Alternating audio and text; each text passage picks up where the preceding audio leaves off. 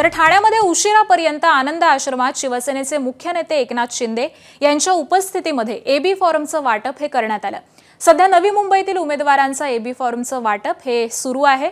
ठाण्यातील उमेदवारांनी AB form घेण्यासाठी प्रचंड अशी गर्दी केली होती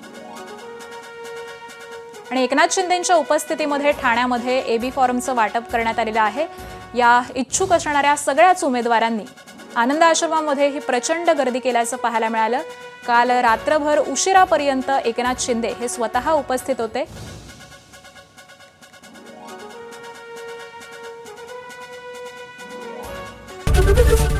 एबीपी माझा, उघडा डोळे बघा नीट।